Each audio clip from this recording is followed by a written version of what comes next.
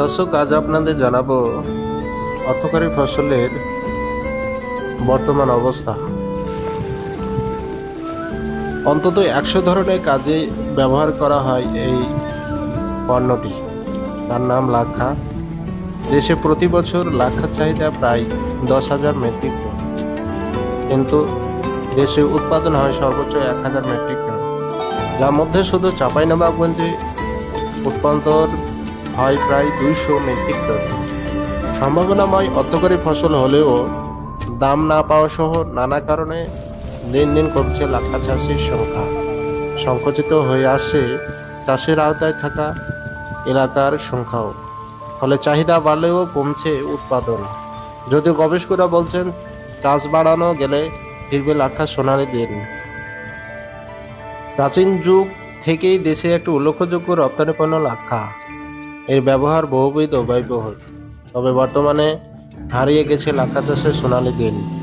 এই সময় চাঁপাইনবাবগঞ্জ সহ দেশের বিভিন্ন অঞ্চলে সেমিয়ালাটা, বড়ই, বাবলা, শিরীষ, ডুমো, কুসুম, কড়াই গাছের বাগানে লাক্ষা চাষ করা হলেও নানা সংকটের মুখে এই শিল্প, যা এখন জেলার 2-1টি এলাকার সীমাবদ্ধ।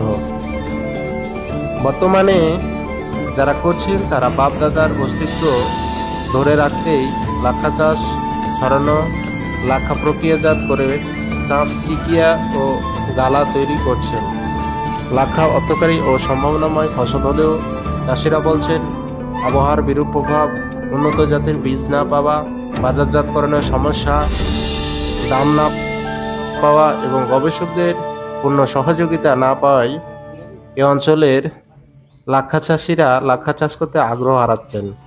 তবে বর্তমান বাজারে লাক্ষা চাহিদা ও দাম ভালো হওয়ায় চাহিদার কথা মাথায় রেখে লাক্ষা চাষে সরকারি সহায়তা চান চাষিরা। তারা বলছেন সরকারি সহায়তা পেলে এই অর্থকরী ফসল চাষে আগ্রহ বাড়বে চাষিদের। এদিকে দাম ও চাহিদা বাড়লেও তাল মিলিয়ে কমছে লাক্ষা চাষ।